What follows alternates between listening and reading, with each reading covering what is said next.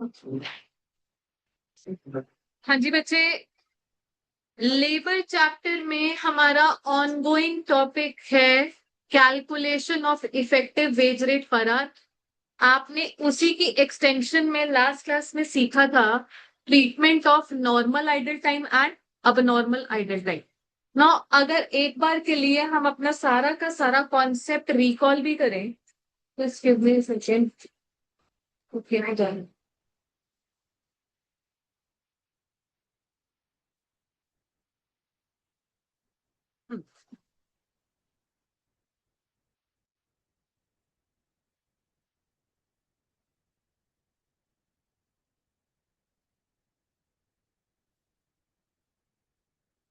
हाँ जी।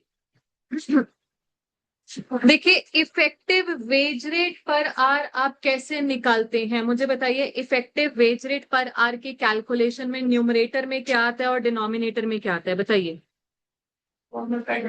Gross normal time wages और denominator में effective labour hours. Now how do you calculate effective labour hours जी? Effective labour hours total hours minus normal idle time.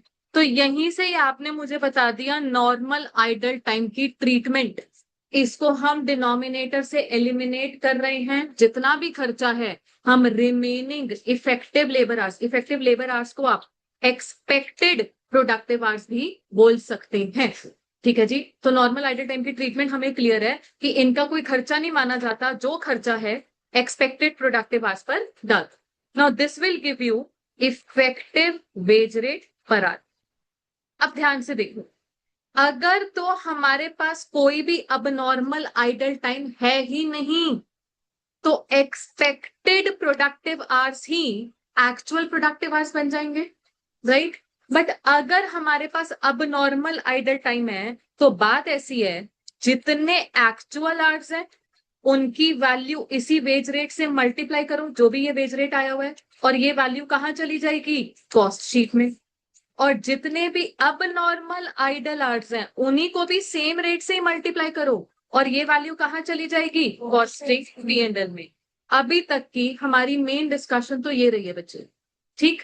ज्यादा से ज्यादा आपने gross normal time wages की calculation में सीखा whatever is cost to company on normal basis. इसमें हमने ओवर टाइम को अभी मिक्स नहीं किया है। आज सबसे पहले हम ओवर टाइम की बात करेंगे, बट उससे पहले मुझे बताओ इस टॉपिक में अभी तक कोई दिक्कत है?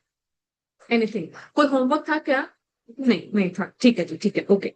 Now let's start with over time की डिस्कशन। देखिएगा, होता क्या है कि जब भी वर्कर को नॉर्मल वर्किंग आवर्स के बियॉन्ड स्टे बैक करवाया जाता है या लेटर से उसको वीकेंड्स पर या हॉलीडेज पर बुलाया जाता है, तो वर्कर का अधिकार है ओवर टाइम पेमेंट लेना, बट वो over time payment normal time payment के बराबर नहीं होती। फॉर एग्जाम्पल, एक चीज होती है जिसको हम बोलते हैं नॉर्मल रेट। नाउ लेटर से नॉर्मल रेट इज 100 पर our and in a day of a normal working day of 8 hours ये चल रहा है। एक दिन में नॉर्मल वर्किंग आवर्स है 8। नो लेट एक फैक्ट्रीज एक्ट है जी, फैक्ट्रीज एक्ट 1948। वो कहता है कि एक वर्कर अगर दिन में more than 9 hours stay back करे, मोर देन 9 आवर्स काम करे, या हफ्ते में मोर देन 48 आवर्स काम करे, तो उसको ओवर टाइम पेमेंट तो मिलेगी मिलेगी जितना टाइम वो काम कर रहा है। But point is over time rate, वो फैक्ट्रीज एक्ट तो ये बोल देता है over time rate is double the normal rate. खैर मैं आपको डबल वाली चीज नहीं, मैं एक बार के लिए बोल रही हूँ, let over time rate is 1.5 times of normal rate. हाँ जी। तो कितना हो गया over time rate? 150 per hour. ठीक है जी, ऑलराइट। नाउ लेट अस से, अब फैक्ट्रीज एक्ट वाली बात भी भूल जाओ कि मोर देन 9 आवर्स पे मिलता है। मैं कह रही हूँ कंपनी ने डिसाइड किया हुआ है वर्कर अगर 8 घंटे से ज्यादा काम करेगा किसी दिन, उसको तभी ओवर टाइम रेट एप्लीकेबल हो जाएगा। मान लीजिए एक जॉब आई, job X, which required 10 hours to be completed, but इस जॉब को कंप्लीट करने में कोई जल्दबाजी है ही नहीं, तो वर्कर से ओवर टाइम करवाना ही नहीं। That's option 1। वर्कर से जब ओवर टाइम नहीं करवाना तो वर्कर पहले दिन कितने घंटे काम करेगा? 8। ठीक है, और 1 आवर की कितनी उसकी पेमेंट रेट है? 100। वो 800 ले गया जी। और अगले दिन इस जॉब को कंप्लीट करने के लिए उसने 2 आवर्स लगाए। 2 × 100 कितना हो गया? 200। तो जब ये जॉब एक्स की कॉस्ट शीट बनेगी, वहां पर लेबर कॉस्ट कितनी जा रही है? 1000। Okay, now consider another scenario जहां पर कस्टमर ने ही बोल दिया, जॉब एक्स के कस्टमर ने, नहीं जी मेरा काम आज के आज करके दो, भले ही वर्कर को आपको ओवर टाइम बेसिस पर बिठाना पड़े। तो जी वर्कर क्या करेगा? डे 1 में ही सारा काम करेगा। अब डे 1 में उसको 8 घंटे तो काम करना ही करना था, और 8 घंटों की पेमेंट वो 100 के हिसाब से तो ले ही लेगा। जो वो 2 आवर्स एक्स्ट्रा डे 1 पे ही रुक रहा है, उसमें पेमेंट कितनी लेगा? 150 की। तो ये पेमेंट कितनी हो गई? 300। और ये होगी पेमेंट 1100। जस्ट बिकॉज वर्कर को ओवर टाइम करना पड़ गया, उसको उस एक्स्ट्रा पेमेंट कितनी जा रही है as compare to normal working? Only 100 की। बेटा ये नहीं बोलोगे कि वर्कर को हम ओवर टाइम करवाने का 300 दे रहे थे तो 300 फालतू चला गया। आप ये सोचो, हम डे 1 पर ओवर टाइम ना करवाते, काम डे 2 पर रिमेनिंग करवाते, तब तो 200 तो देना ही था। तब भी 200 तो तब भी जाना ही जाना था। It is only 100 which is going extra. बेटा इस एक्स्ट्रा को आप बोलते हो ओवर टाइम प्रीमियम। जहां पर भी प्रीमियम वर्ड आ गया, प्रीमियम वर्ड का मतलब होता है एक्स्ट्रा। ओवर टाइम करवाने पर वर्कर को फालतू कितना दिया जा रहा है? 100 बोलोगे, 300 नहीं बोलना। हाँ, ओवर टाइम पेमेंट 300 है, बट आप सोचो 300 में से 200 तो वैसे भी चली जानी थी। अगर डे 1 पर काम ना होता, डे 2 पर काम होता, तब भी पेमेंट तो 200 तो जानी ही जानी थी अल्टीमेटली। तो ओवर टाइम डे 1 पर करवाने की वजह से फालतू कितना गया? 100। इस चीज को अब और कैसे एक्सप्लेन कर सकते हैं, ध्यान से देखिएगा। एक वर्ड होता है बेटा जी over time rate. Over time rate, मेरे एग्जांपल में ओवर टाइम रेट कितना चल रहा है? 150 पर आवर।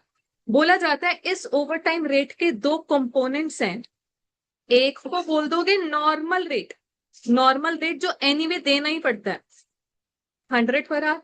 और एक कंपोनेंट को बोल दोगे over time premium, which is 50 per hour. अब इस एग्जाम्पल में वर्कर ने कितने आवर्स का ओवर टाइम किया है, बता पाओगे? वर्कर ने कितने आवर्स का ओवर टाइम किया है? 2 आवर्स का। तो ओवर टाइम प्रीमियम कितना हो गया? वही 100।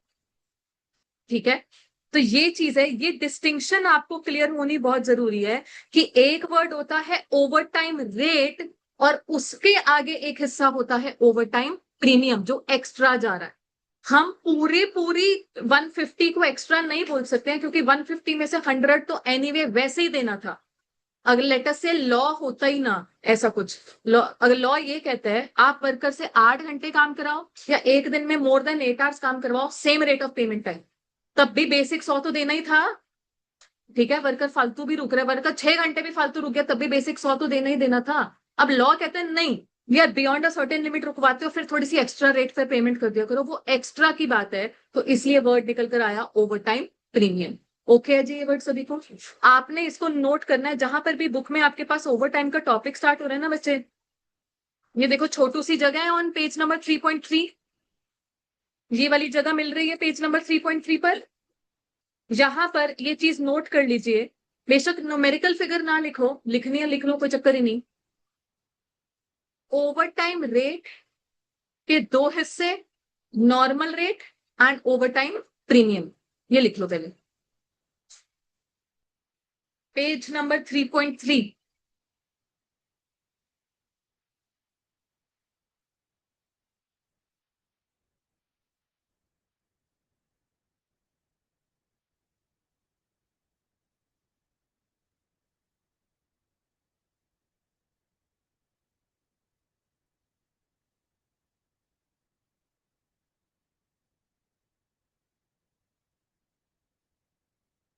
बेटा आगे भी आ सकते हैं, बहुत खुली जगह है आगे,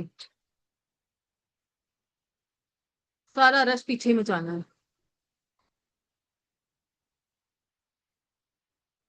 इधर बैठ सकते हो, बैठो।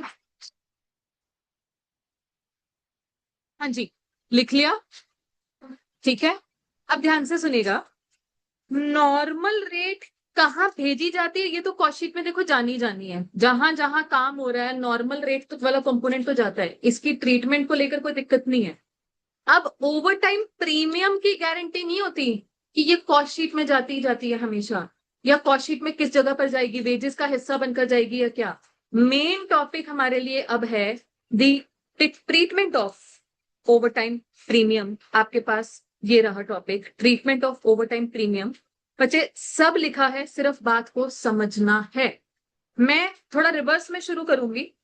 अगर ओवर टाइम हुआ due to abnormal reason, जैसे कि मैंने आपको लास्ट क्लास में बताया था, हमारे साथ ये होता, अर्थक्वेक आ गया था, नीचे भाग गए थे, मानो चलो वो तो उस टाइम पर ये हुआ कि नीचे तो भाग ही गए, उसके बाद वापस गए, बैग उठाकर निकल लिए, बट लेटर से वो होता सीजन वाला टाइम, तो घर जाने का तो चांस ही नहीं था। रादर और जो 2 घंटे हमने नीचे वेस्ट कर दिए, ऑफिस में 2 एक्स्ट्रा घंटे लगाने पड़ जाते क्योंकि सीजन का टाइम है, काम तो देखो करना ही करना है। अगर ओवर टाइम हो रहा है क्योंकि कोई अब नॉर्मल रीजन आ गया था जिसकी वजह से नॉर्मल वर्किंग आवर्स में काम कंप्लीट नहीं हो पाया, तो वर्कर को स्टे बैक करना पड़ गया, ओवर टाइम करना पड़ गया। So if over time is done due to abnormal reason, आपने लास्ट क्लास में सीखा था, इस पूरी कॉस्ट अकाउंटिंग का एक रूल है, anything abnormal directly transfer it to costing P and L account. Again costing P and L account होता क्या हमें नहीं पता जी, बट इतना पता है कॉस्ट शीट में नहीं जाएगी अब नॉर्मल चीजें, वो डायरेक्टली ट्रांसफर होगी कॉस्टिंग पी एंड एल में। तो लिखा हुआ है जी, if over time is worked on account of abnormal condition such as flood, earthquake etcetera, premium, ये प्रीमियम की बात ही है, premium should be charge to costing P and L. हमारे एग्जाम्पल में लेटर से 1 आवर का ही over time हुआ था, तो वर्कर को पकड़ाया तो हमने 150, में 100 तो देखो नॉर्मल कॉस्ट शीट में जाना ही जाना, वेजेस बनके 50 कहां जाएगा, costing P and L. Okay है ये चीज, राइट। अब एक चीज है, थर्ड पॉइंट समझाना चाहूंगी आपको। आपने लास्ट क्लास में किस चीज की वीडियो देखी थी? Jam, jam jam jam. मान लीजिए जैम बनाने को लेकर there are 2 departments, one is cooking department, और जब जैम कुक हो जाती है तो उसको पैक किया जाता है, तो दैट इज सेपरेट डिपार्टमेंट। दोनों डिपार्टमेंट में वर्कर्स अलग अलग तरीके के हैं, वहां के खर्चे अलग अलग हैं, और ऑर्गेनाइजेशन दोनों डिपार्टमेंट्स के अलग अलग कॉस्ट मेंटेन करती है जी, प्रॉपर डिटेल में कॉस्ट रिकॉर्ड्स मेंटेन करती है ना। हुआ क्या कि पैकिंग डिपार्टमेंट को ऑर्डर आया हुआ है 1000 बॉटल्स ऑफ जैम का, बट इधर से कुकिंग वालों ने देरी कर दी। ठीक है, कुकिंग वालों ने देरी कर दी, तो ये तो खाली बैठ गए कुछ टाइम के लिए, बट हमको ऑर्डर टाइम से पूरा करना था, इसलिए जैसे ही कुक होकर आई, यहाँ के पैकिंग के वर्कर्स को ओवर टाइम करना पड़ गया अल्टीमेटली डेडलाइन कंप्लीट करने के लिए। ठीक है, बट इसमें ये ओवर टाइम का कारण क्या है, देरी किसकी वजह से हुई, कुकिंग की वजह से। इसको हम बोल रहे हैं बेटा faulty department, faulty department. Now ऐसे केस में ओवर टाइम प्रीमियम आपने भले ही पे किया है पैकिंग के वर्कर को, बट इसकी कॉस्ट चार्ज करवा दी जाएगी कुकिंग को, जिसकी गलती है वहां के कॉस्ट रिकॉर्ड्स देखो। जब क्या होता है ना, हम डिपार्टमेंटल अकाउंट्स मेंटेन करते हैं, मतलब इस डिपार्टमेंट के खर्चे अलग रिकॉर्ड हो रहे हैं, इस डिपार्टमेंट के खर्चे अलग रिकॉर्ड हो रहे हैं, तो हमने बोल दिया भले ही ओवर टाइम पे किया गया है पैकिंग के वर्कर को, बट वो चार्ज किया जाएगा कुकिंग डिपार्टमेंट की कॉस्ट के अंडर। तो इन आर एग्जाम्पल मान लीजिए 1 घंटे का ही ओवर टाइम हुआ था, 150 पे कर दिया यहाँ के वर्कर को, पैकिंग के वर्कर को। 100 तो चलो इनका खर्चा था ही, 50 किसका खर्चा माना जाएगा, कुकिंग का खर्चा माना जाएगा। So when over time is done due to fault of another department, over time premium is charge to faulty department. हम आगे जाकर इसी कॉस्ट अकाउंटिंग में डिपार्टमेंट वाली बात भी देखेंगे। प्रोसेस अकाउंट, एक प्रोसेस कॉस्टिंग नाम का हमारा चैप्टर है, प्रोसेस ए प्रोसेस बी। मान लो ये प्रोसेस ए है, प्रोसेस बी है, तो अल्टीमेटली प्रोसेस ए के अलग खर्चे रिकॉर्ड किए जाते हैं, प्रोसेस बी के अलग खर्चे रिकॉर्ड किए जाते हैं। तो खर्चा कहाँ का माना जाएगा, ए का माना जाएगा, भले ओवर टाइम बी के वर्कर्स ने किया है। ठीक, ये लाइन आपके पास लिखी हुई है, if overtime is worked in a department due to fault of another department, overtime premium, proper word लिख लेना, premium should be charged to faulty department। ठीक है, अब आई जी अगले दो, मतलब पहले ये दो चीजें, ऑलराइट, ये मैं एक साथ समझाना चाहूंगी। इसके लिए ना मुझे आपको रिमाइंड करवाना पड़ेगा कि लास्ट क्लास में ना मैंने आपको डायरेक्ट और इनडायरेक्ट कॉस्ट के बारे में बताया था कुछ, राइट अच्छा, मैंने आपको एक काइंड ऑफ चीट कोड भी बताया था, how to identify whether some expenses direct और इनडायरेक्ट। बेटा डायरेक्ट को एक नाम दे सकते हो स्पेशल, और इनडायरेक्ट को एक नाम दे सकते हो जेनरल, ठीक है। अच्छा, वैसे इनडायरेक्ट कॉस्ट को हमने प्यार से क्या बोला था? ओवरहेड्स। जब भी आप ओवरहेड्स चैप्टर पढ़ोगे ना, वहां पर बोलते हो कि जितने ओवरहेड्स हैं हमको ना जी अलग अलग प्रोडक्ट में इस तरीके से बांटने होते हैं, अलग अलग जॉब्स में बांटने होते हैं। फॉर एग्जाम्पल जी, इस फ्लोर का जो भी किराया जा रहा है, मुझे बताओ आपके जनवरी 27 से मैं पूछ रही हूँ जी, जनवरी 27 आपको स्पेशली हम चार्ज करवा रहे हैं क्या? आपके लिए स्पेशली खर्चा हुआ है जनवरी 27? नहीं, ये मई 27 के लिए भी हुआ है। और ये मैं बोल दूं सिर्फ और सिर्फ जनवरी 27 और मई 27 के लिए हुआ है? नहीं, शाम को भी क्लासेस हो सकती हैं जी, और भी बैचेस हैं। तो हमने तो क्या करना है, वो खर्चा स्प्रेड ओवर करना है जी। तो हम ओवरहेड्स पढ़ते हैं, ओवरहेड्स में पढ़ते ही यही है कि जितने खर्चे हैं अलग अलग जॉब्स पर आपको बांटने होते हैं। ये ओवरहेड्स कोई स्पेशल कॉस्ट तो होती ही नहीं है, ठीक। बट मान लीजिए in a particular year, just for one batch I had to take a separate classroom on rent just for one particular batch। मुझे एक चीज बताओ, मान लो मेरे पास ऐसा हो गया कि एक बैच के लिए, सिर्फ और सिर्फ एक बैच के लिए मैंने एक और क्लासरूम लिया रेंट पर, और उस क्लासरूम की यूसेज उसी बैच की है और किसी पर्पस के लिए वो है ही नहीं, तो वो रेंटल कॉस्ट मेरे लिए क्या पड़ गई है? क्या पड़ गई है? डायरेक्ट मतलब स्पेशल। अच्छा चलो, ये डायरेक्ट और इनडायरेक्ट वाली बात ऐसे भी समझना। मान लीजिए मेरा ये लैपटॉप है, ये मैं क्लासेस के लिए भी यूज करती हूँ, और लेटर से I am also practising chartered accountant, वैसे मैं नहीं हूँ बट लेटर से मैं प्रैक्टिस में भी इसको यूज करती हूँ। तो जो मेरे लैपटॉप की डेप्रिसिएशन है, मैं अपनी क्लासेस की कॉस्ट शीट में सारी सारी डाल दूं या एक बैच पर ही डाल दूं? एक तो पहली बात तो क्लासेस और प्रैक्टिस वर्क दोनों में डेप्रिसिएशन बटेगी, और बिटवीन दी क्लासेस भी अलग अलग बैच में बटेगी। तो जो चीज बटनी है ना, जो चीज कॉमन है, जनरल है, सबके लिए है, वो वैसे भी ओवरहेड्स बनती है। बट मान लो just for one particular batch मैंने ये प्रोजेक्टर हायर पर लिया, प्रोजेक्टर का काम ही है सिर्फ और सिर्फ एक बैच का काम निकालना, हायर ही उसके लिए उतनी ड्यूरेशन के लिए किया, 3-4 महीनों के लिए, तो वो प्रोजेक्टर के हायर चार्जेस क्या हो जाएंगे? स्पेशल, डायरेक्ट, ठीक है। ये चीजें क्लियर है जी आपको ना? अब इसको हम ओवर टाइम में क्यों डिस्कस कर रहे हैं? मान लीजिए ओवर टाइम किया गया क्योंकि एक कस्टमर ने जल्दी मचाई थी, मेरे को काम जल्दी करके दो, इसलिए ओवर टाइम करवाया गया। अब क्या ऐसे में जो वर्कर को एक्स्ट्रा दिया जा रहा है प्रीमियम, वो सभी जॉब्स पे बांट दिया जाए, सभी कस्टमर को बांट दिया जाए ना? मान लीजिए ऑर्गेनाइजेशन के पास एक साथ चल रही हैं जी 3 जॉब्स, एक्स वाई और जी। जी एक्स के कस्टमर ने बोला मेरे को काम जल्दी चाहिए, तो ओवर टाइम किसकी वजह से स्पेशली हुआ? एक्स की वजह से। तो ultimately in that case over time premium will be charge to cost sheet of job X as direct cost, ठीक है। स्पेशली जहां पर वर्ड आ गया तो हम बोलेंगे डायरेक्ट लेबर कॉस्ट का हिस्सा बन जाएगा। बट मान लो ओवर टाइम किसी कस्टमर के कहने पर नहीं हुआ, कंपनी ने खुद ही करवाया, कंपनी कह रही है खुद ही, जनरल एक डेडलाइन को कोप अप करने के लिए किसी किसी दिन वर्कर से ओवर टाइम करवा लिया, बट किसी एक जॉब के लिए स्पेशली नहीं करवाया, फिर कर रहे हैं तो सबके लिए कर रहे हैं काइंड ऑफ, ठीक है। जब सीजन आ जाता है, वैसे भी तो सीजन आ जाता है तो ऐसा थोड़ी ना कि एक क्लाइंट के लिए बैठे हैं, सीजन है तो फिर सभी के लिए बैठे हैं। या आप ऐसे सोचो कि जी आप लेटर से एक टेलर के पास, एक बुटीक के पास अपने कपड़े सिलवाने जा रहे हो, शादियों का सीजन चल रहा है, तो उसका जो टेलर है, जो दर्जी है, वो भी लेट बैठा है, बट वो लेट सिर्फ आपके काम के लिए नहीं बैठा, जितने भी कस्टमर है सबके काम के लिए लेट बैठा है।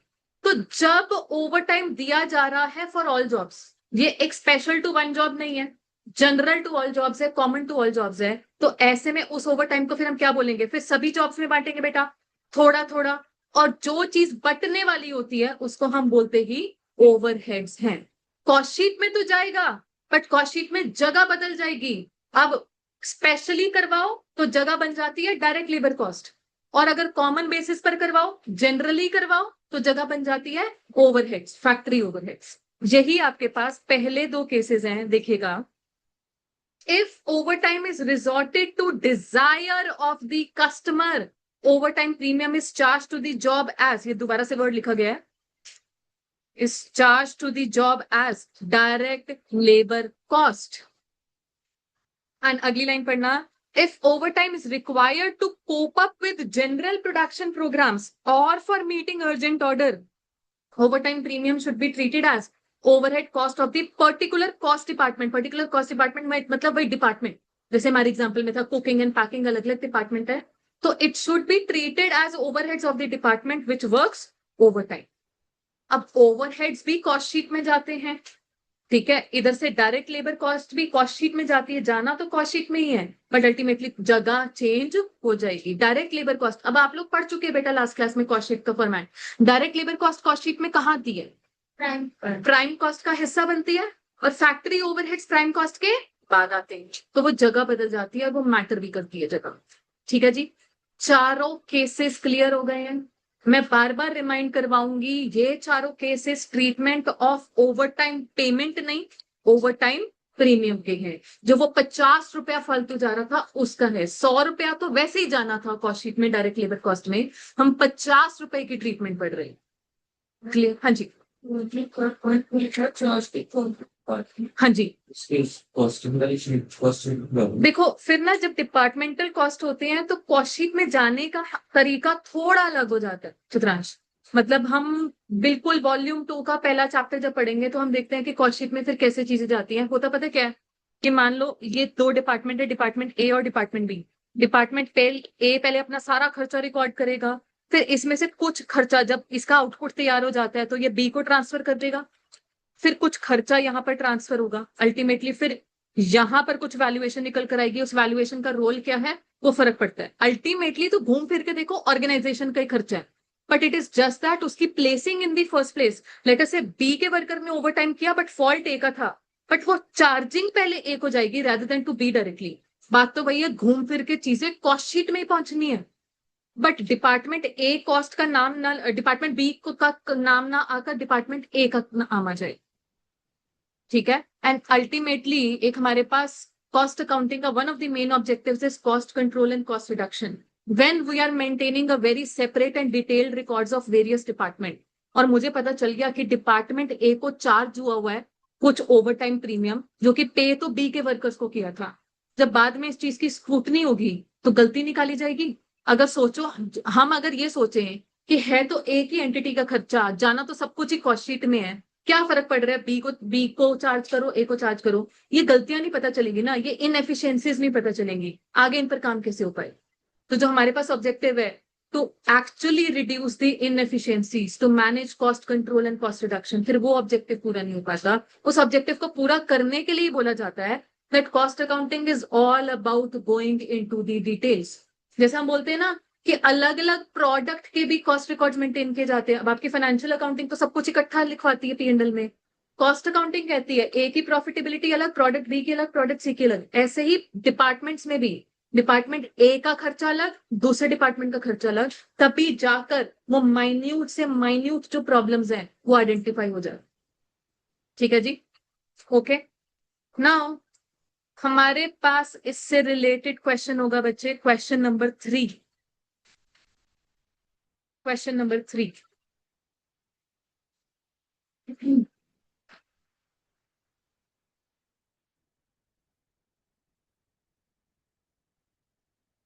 हाँ जी पढ़ते हैं क्वेश्चन नंबर 3।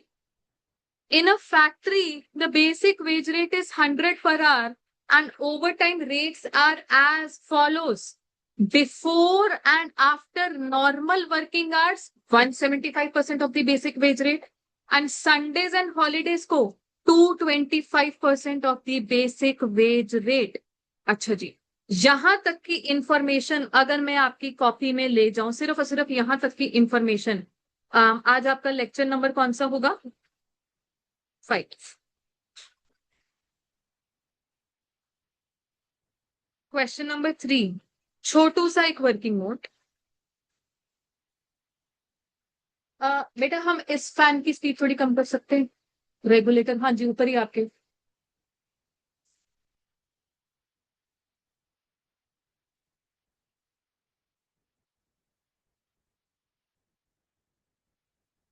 हुई? क्या चीज? इसका रेगुलेटर यहाँ पे ऐसा है क्या? वैसे होना तो यही चाहिए, रखवाई तो हमने ऐसी है देखो। ठीक है ठीक है, अब ठीक है, अब इतनी आवाज नहीं आ रही, बैठो बैठो। नॉर्मल रेट और over time premium.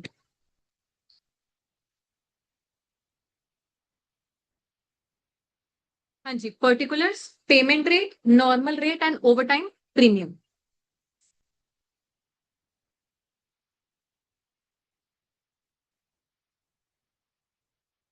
Normal working hours, normal working hours, इन पर पेमेंट जाएगी 100 पर आवर के हिसाब से, और सारा 100, सारा का सारा नॉर्मल ही है जी, इसमें कोई प्रीमियम वाली बात नहीं है। फिर क्वेश्चन के हिसाब से पढ़ना, before and after normal working hours payment rate कितना है, क्वेश्चन ने बताया। 175% ऑफ द नॉर्मल रेट, यानी कि ₹175, ₹175। इस ₹175 में से 100 नॉर्मल है और प्रीमियम कितना है? सेवन। प्रीमियम कितना है? 75। और फिर संडेज एंड हॉलीडे 225% जाता है ऑफ द नॉर्मल रेट, यानी कि ₹225। इस 225 में 100 तो नॉर्मल ही है, देना ही देना होता है। एक्स्ट्रा कितना जा रहा है? 125। ये आपने पहले से ही डिस्टिंक्टली आइडेंटिफाई कर लिया। ठीक है जी, ये छोटू सा वर्किंग नोट, अभी तो हमने क्वेश्चन ढंग से पढ़ा भी नहीं है।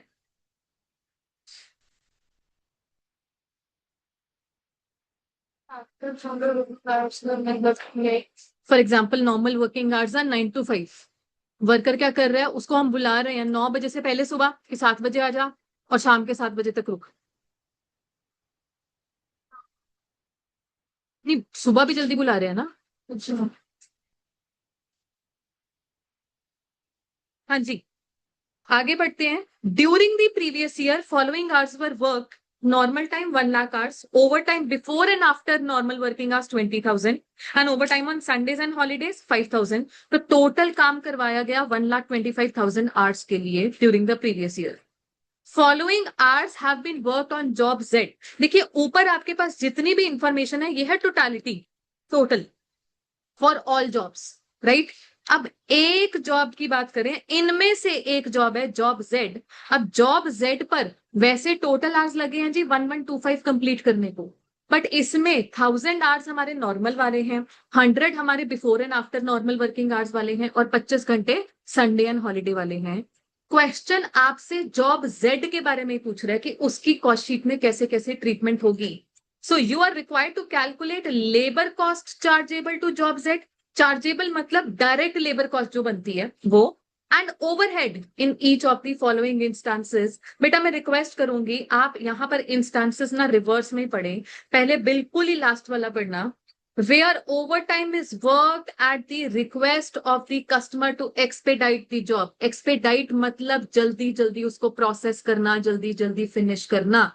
ओवर टाइम किया जा रहा है कस्टमर के कहने पर कि जल्दी जल्दी जॉब कंप्लीट करो। ऐसे में आप बताओ ओवर टाइम प्रीमियम की ट्रीटमेंट क्या है। ओवर टाइम प्रीमियम को कॉस्ट शीट में भेजा जाएगा एज डायरेक्ट लेबर कॉस्ट। तो आप अब मेरे साथ साथ जो चीजें लिखेंगे, वर्किंग नोट तो आप बना ही चुके हैं, उसके बाद पहले लिखेंगे रिक्वायरमेंट सी में केस लिखो, where over time is done at the request of the customer। Where overtime is done at the request of the customer, comma, overtime premium is charged to the job as direct labor cost। ठीक है, hence Hence, direct labor cost chargeable to job Z is as follows. Hence, direct labor cost chargeable to job Z is as follows. लिखेगा particulars, rupee value, normal wages 1125 hours into 100 per hour, ये आ गई आपके पास 112500, 1125 hours थे ना total. हाँ, फिर over time premium, एक बारी ना मुझे ये कंप्लीट करने देना, फिर मैं आपको अल्टरनेटिव प्रेजेंटेशन भी बता दूंगी, बट प्रेफरेबल तरीका यही है लिखने का। ओवर टाइम प्रीमियम, प्रीमियम जाता है एक तो before and after normal hours में। इस जॉब में बिफोर एंड आफ्टर वाले आवर्स लगे हैं 100, आई थिंक 100, और उसमें प्रीमियम आपका जाता है 75 पर आवर, है ना। तो ये हो गया जी 7500। और फिर Sunday and holiday, Sunday and holiday वाले आवर्स इस जॉब में है 25, और उनमें प्रीमियम कितना जाता है 125। ये कितनी वैल्यू हो गई 3125। Hence total direct labour cost बता दो कितनी आ रही।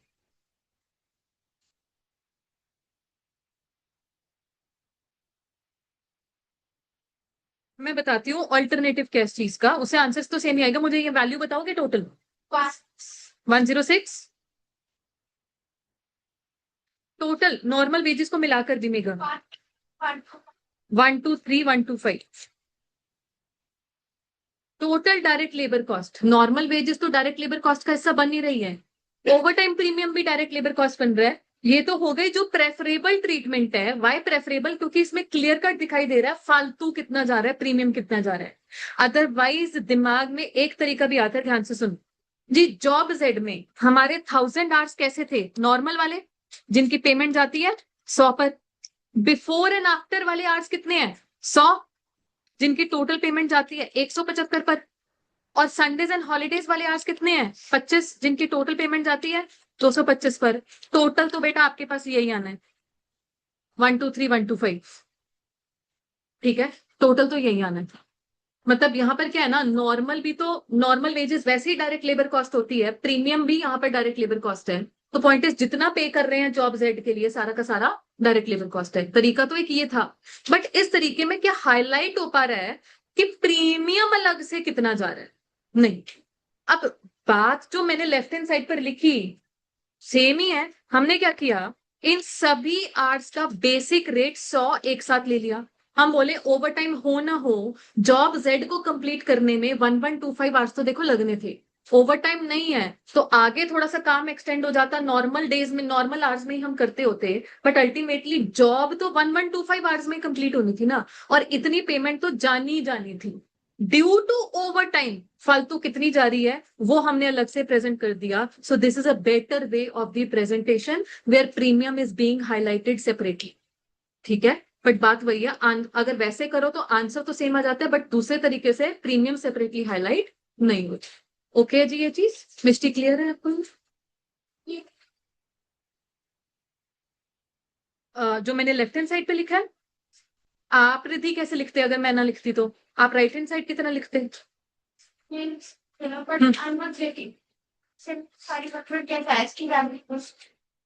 हमने बिफोर एंड, एक सेकेंड, आप ये देखो कि मेरे पास ये है ना इंफॉर्मेशन, ठीक है। इतना पता है इन आर्ट्स की पेमेंट किस किस रेट पर जाती है 100 पर। इन आवर्स की पेमेंट वैसे जाती है टोटल 175 में, 175 में 100 तो नॉर्मल, ये प्रीमियम कितना है 75। इन आवर्स की पेमेंट कितने में जाती है रिधि 225 में, अगेन 225 में 100 तो नॉर्मल, ये बाकी का फालतू कितना है 125। What I have done is for all of the hours मैंने 100 ये भी 100 ये भी 100 ये भी एक कैप्चर कर लिया, नॉर्मल वेजेस का नाम दे दिया ऊपर। 1125 आवर्स है सारे, 1125 आवर्स में देखो 100 तो जाना ही जाना है, वो कर दिया। उसके बाद जो बच गया मेरे लिए प्रीमियम बच गया 75 into 100 hours and 125 into 25 hours, वो प्रीमियम हो गया। ठीक है, डन है जी। हाँ जी, नहीं कॉस्टिंग पीरियड में तो कब जाता है गुंजन, जब अब नॉर्मल रीजन की वजह से हो। ओवर टाइम जो है कस्टमर ने नहीं कह के करवाया ना, हमारा नॉर्मल बेसिस पर डिसीजन था, अब नॉर्मल रीजन की वजह से ओवर टाइम हो गया जी, तब जाएगा वो कॉस्टिंग पीरियड। ठीक है, डन है रिक्वायरमेंट सी सभी को। अब रिक्वायरमेंट बी पढ़ेंगे, where over time is worked irregularly to meet the requirements of production. बेटा वर्ड है इरेगुलरली, इरेगुलरली का मतलब कभी कभार, हमेशा नहीं करवाते, कभी कभार एज पर रिक्वायरमेंट, बट ये काम कोई कह के नहीं करवा रहा, आपका खुद का डिसीजन है। सी, तो ये कहां जाएगा, ओवरहेड्स में। ऐसे में लिखेगा रिक्वायरमेंट बी, लिखेगा वेयर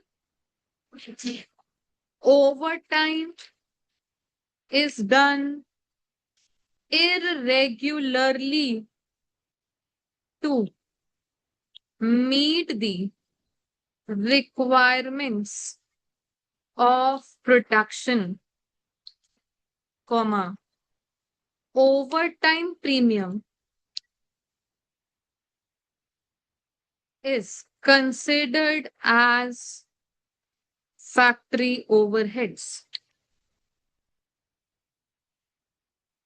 ठीक, फिर लिखना direct labour cost chargeable to job Z, direct labour cost chargeable to job Z 1125 hours into 100 पर आवर, ये तो आ गया जी 112500। फिर लिखना अलग से ओवर टाइम प्रीमियम ब्रैकेट में फैक्ट्री ओवरहेड्स,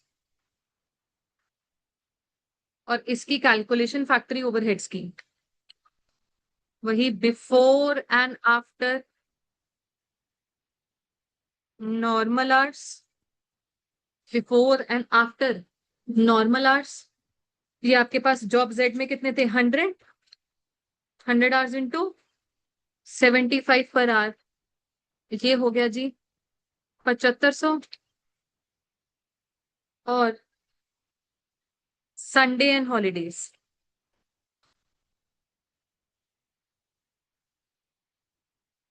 25 घंटे इंटू 125 पर आवर, ये आपने मुझे बताया था 3125। तो टोटल ओवरहेड्स कितने हो गए, टोटल फैक्ट्री ओवरहेड्स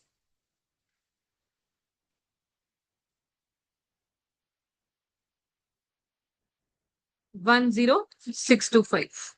लीजिए, यहां पर सारी की सारी लेबर कॉस्ट नहीं है, डायरेक्ट लेबर कॉस्ट नहीं है। डायरेक्ट लेबर कॉस्ट जो बेसिक वेजेस है वो तो होनी ही होनी थी, ओवर टाइम प्रीमियम अब ओवरहेड्स बन चुका है इन दिस केस। कंप्लीट कर लीजिए एंड इसको कंपेयर कीजिए विद रिक्वायरमेंट, इससे पहले वाली जो थर्ड रिक्वायरमेंट आपने कंप्लीट की, फर्क क्या है।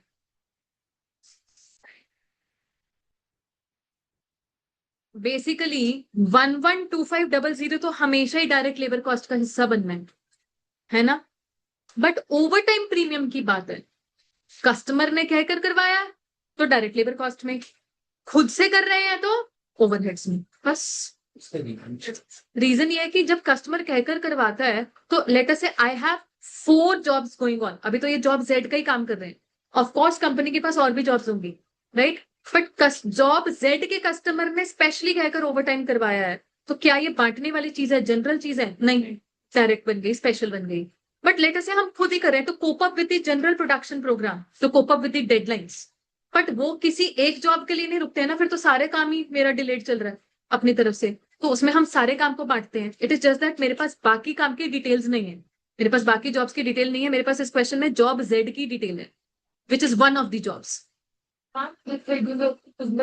कभी कभार जैसे सीजन ऑफ सीजन वाली बात होती है, तो आपने डायरेक्टली नहीं, वो तो क्वेश्चन है पूछा ना, रिक्वायरमेंट में चेक करो, calculate direct labour cost and overheads. अच्छा, सेगमेंट बांटते हुए तो रेगुलरिटी पूछ रहा है। नहीं वो तो ठीक है, हमने बोला कि प्रीमियम है वो ओवरहेड्स में जाएगा। प्रीमियम के अलावा एक नॉर्मल रेट भी तो होता है, वो तो डायरेक्ट लेबर कॉस्ट होता ही होता है ना हमेशा। हाँ जी, डन हो गया ना। हाँ जी, अभी भी कॉस्टिंग पी एंड एल का तो कारण गुंजन हमेशा अब नॉर्मल रीजन। अब नॉर्मल रीजन मिला आपको? नहीं। सुनो, अपने सभी बच्चे अपने दिमाग में बिठाओ, एनीथिंग अब नॉर्मल क्या याद आना चाहिए? P and L. मैं कह रही या उल्टा, पी एंड एल मतलब अब नॉर्मल, बस। ठीक है अभी के लिए। हाँ, ये सब कुछ नॉर्मल बेसिस पर ही हो रहा है, नथिंग अब normal in this. Cost sheet में ही जा रही है चीजें, कॉस्ट शीट हमेशा नॉर्मल बेसिस पर बनती है, राइट? All right. अब बच्चे पहली रिक्वायरमेंट सभी लोग बहुत फोकस के साथ सुनेंगे, मुझे इसको समझाने में अलग अलग तरीके से समझाना पड़ता है, टाइम भी लगता है, एक एक वर्ड के पीछे पढ़ना। Where over time is worked regularly, एक मेरे लिए सबसे पहला कीवर्ड बन गया रेगुलरली। फिर दूसरा keyword throughout the year, और तीसरा keyword as a policy due to labour shortage. Over time इसको कंपेयर करो रिक्वायरमेंट बी की लैंग्वेज से, where over time is work irregularly. Irregularly का क्या मतलब होता है? कभी कभी। अब आ गया जी रेगुलरली, हमेशा, पूरे साल के लिए, और इसको पॉलिसी का हिस्सा बना दिया। एक बार के लिए वर्कर पॉइंट ऑफ व्यू और सोच छोड़ दो, आप एज स्टूडेंट अपना पॉइंट ऑफ व्यू समझना। बेटा जी, आपके लिए नॉर्मल क्लासेस के टाइमिंग्स क्या है यहाँ पर बताना तो? 9 to 2। कभी कभी लेट अस से आप 3 बजे तक यहाँ पर बैठे हो, तो आप बोलोगे ना कभी कभी बैठते हैं, हमेशा नहीं, कभी कभी।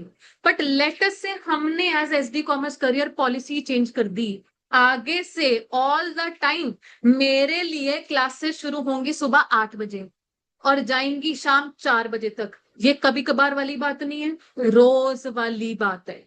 तो मुझे बताओ, पहले पहले के सिचुएशन में जब आपको कभी कभार 3 बजे तक रुकवाया जाता था, तो आपके दिमाग में वो क्रिबिंग चलती थी, यार आज फालतू रुकना पड़ गया, कल तो टाइम से चले गए थे, आज फालतू रुकना पड़ गया। तो गिनते थे, हिसाब किताब होता था, किसी दिन टाइम पर फ्री हो गए, किसी दिन थोड़ा लेट फ्री हुए, राइट है जी?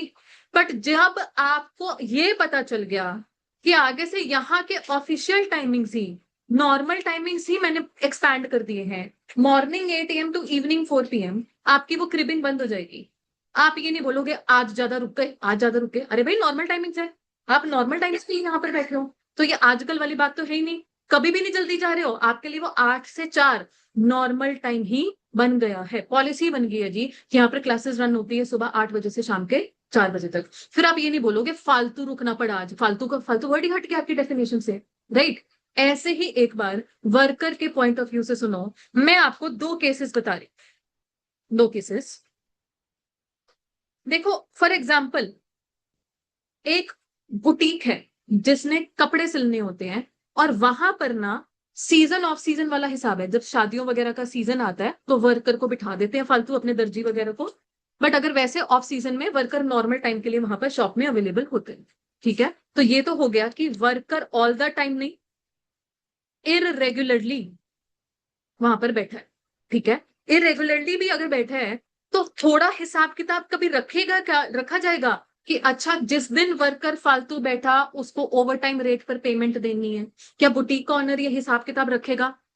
ठीक है, अच्छा जी, दैट्स फाइन। चाहे वो इरेगुलरली का कारण अल्टीमेटली कस्टमर की रिक्वेस्ट है या खुद की अपनी डिसीजन है, जब भी ओवर टाइम इरेगुलरली हो रहा है, हिसाब किताब तो रखा जाएगा कौन सा वर्कर किस दिन एक्स्ट्रा रुका और उसको फिर किस रेट पर पेमेंट करनी है जी।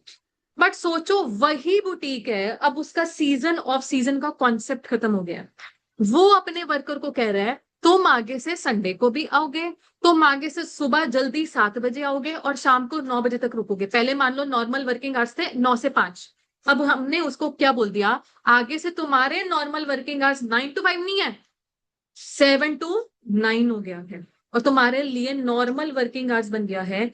अब तुम ये नहीं बोलोगे हम ओवर टाइम कर रहे हैं, it is all coming into your normal working hours. जब नॉर्मल वर्किंग आवर्स बन गई वो चीज, ध्यान से देखो, तो मेरे लिए ओवर टाइम का कॉन्सेप्ट खत्म हो जाता है। हाँ, एज पर लॉ वर्कर को फालतू पेमेंट दोगे, वो पेमेंट वाला एंगल है जी, वो तो लॉ कंप्लाई करना ही करना है, देखो वो तो इंसानियत वाली बात भी है। But costing point of view से वो ओवर टाइम पेमेंट नहीं होगी, सारी की सारी नॉर्मल टाइम पेमेंट हुई थी। ठीक है। अच्छा, इरेगुलरली के केस में ध्यान से सुनना, हुआ पता है क्या, मान लो ये ऑफ सीजन है और इसमें एग्जीक्यूट हो गई जॉब ए और job B, cut to season का टाइम, और इसमें एग्जीक्यूट हो रही थी जॉब एक्स वाई और जेड। ठीक है जी।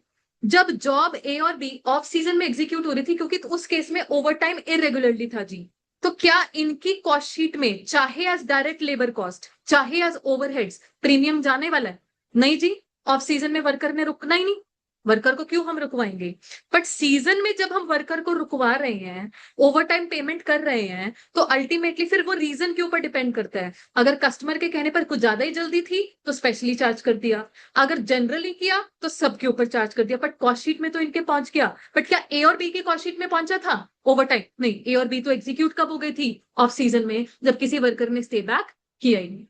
अब सोचो सिनारियो रेगुलरली वाला है, थ्रू आउट द ईयर है, there is no concept of season and off season. ऐसे केस में जितनी पेमेंट है, अगेन मैं दोबारा बोल रही हूं, लॉ पॉइंट ऑफ व्यू से फालतू पेमेंट जाएगी, वो 175 225 वाले रेट मैटर करेंगे, बट वो पेमेंट अब क्या बोलोगे कि सिर्फ और सिर्फ जॉब एक्स वाई जी फिर ही बाहर डाल दो? जी नहीं, थ्रू आउट द ईयर हो रहा है सारा काम, तो सारी jobs A B X Y Z सब पर बर्डन है। वर्कर को जो एक्स्ट्रा पेमेंट जा रही है सारी जॉब्स पर बर्डन है, क्योंकि अब ओवर टाइम रेगुलरली होता है, पूरे साल होता है, एज अ पॉलिसी होता है। तो क्योंकि चीज पॉलिसी बन गई है, ओवर टाइम नाम कहने को पेमेंट पॉइंट ऑफ व्यू से जरूर है, कॉस्टिंग पॉइंट ऑफ व्यू से आप ओवर टाइम कॉन्सेप्ट ही खत्म कर दो। बेटा अब आप देखो, पिछली क्लास तक जब तक आपने ओवर टाइम नहीं पढ़ा था, आपके लिए सारी वेजेस नॉर्मल टाइम वेजेस थी। आप नॉर्मल टाइम वेजेस को कर क्या रहे थे बताना तो, हम नॉर्मल टाइम वेजेस कैलकुलेट क्यों करते थे, क्या रोल था उसका? नॉर्मल टाइम वेजेस को न्यूमरेटर में रख के डिनोमिनेटर में क्या रखते थे? Effective labour hour. यहां से क्या निकल कर आता था? Effective wage rate. और इस इफेक्टिव वेज रेट पर आर का क्या रोल था? जहां जहां काम हो रहा है वहां पर जाकर ये चार्ज हो जाता था। आपने खुद एलोकेशन ऑफ जॉब्स वाला एक क्वेश्चन भी किया था, जॉब एक्स वाई जी, तो जिस जिस जॉब पे जितने जितने आवर्स काम हुआ वहां वहां पर ये जाकर मल्टीप्लाई हो गया था। यही काम करना है रिक्वायरमेंट ए में। So what I am going to do right now is, requirement A solve करूंगी बट दोबारा से इसको समझाऊंगी। ठीक है, रिक्वायरमेंट ए, हाँ जी। हम्म, कोई डिपार्टमेंट का रोल नहीं है, over time is done regularly throughout the year as a policy, it is not due to fault of any other department. देख लो कहाँ है। नहीं, लेबर शॉर्टेज का तो मतलब ये है ना कि मेरे को नए बंदे नहीं मिल रहे हैं वर्कलोड हैंडल करने को, बाहर से नए बंदे में हायर नहीं कर पा रहे, तो जितने बंदे हैं उन्हीं के ऊपर ही भार डाल दिया कि तुम आगे से जल्दी आओ, लेट हो जाओ, संडेज हॉलीडेज भी लगाओ। इसमें डिपार्टमेंट का कोई फॉल्ट नहीं है। हाँ जी, where over time is done, पूरा पूरा सेंटेंस लिखेंगे, रेगुलरली। सेंटेंस रिपीट कर दे बेटा, जो भी उसमें लिखा है, regularly throughout the year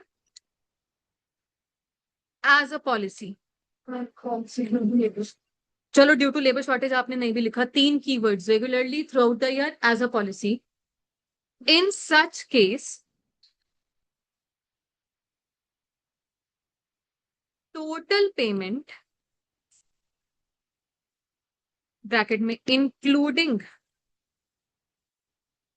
extra payment is is distributed across all jobs by calculating inflated effective wage rate per hour. In such case, total payment including extra payment is distributed across all jobs by calculating inflated effective wage rate पर आज। Inflated word यहां पर क्यों लिखा वो अभी समझ में आ जाएगा। इन्फ्लेटेड इफेक्टिव वेज रेट पर आर।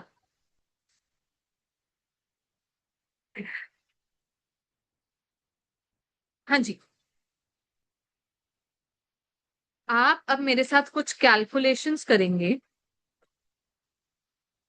आपके पास जॉब जेड की इंफॉर्मेशन से पहले टोटल आवर्स वगैरह की इंफॉर्मेशन है, चेक करना।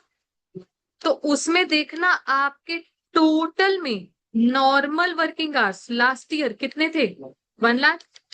अब इन 1 लाख आवर्स की पेमेंट हमने बेसिक वेज रेट 100 पर की होगी, तो ये पेमेंट कितनी आ गई है हमारे पास, 1 करोड़। ये लिख दीजिए। फिर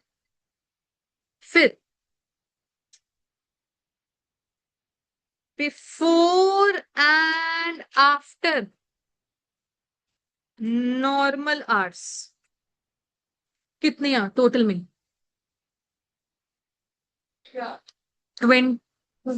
20,000 आवर्स। और इनकी पेमेंट हमने कितने में की होगी, 175 पर आवर में। ये बताना।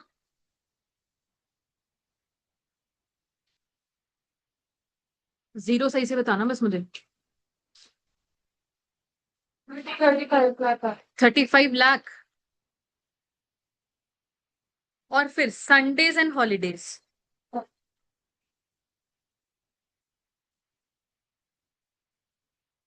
संडेज एंड हॉलीडेज 5,000 आवर्स है, इंटू 225 पर आवर।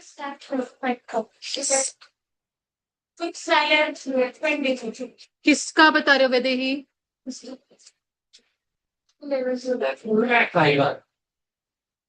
225 है रिद्धि। आप, मुझे लगता है आपने, मैं रिद्धि को बता रही हूँ, वो 125 नहीं है, 225 है। हाँ जी, मुझे बताइए इसको, इसका टोटल कितना है। 1 करोड़ 46,146,5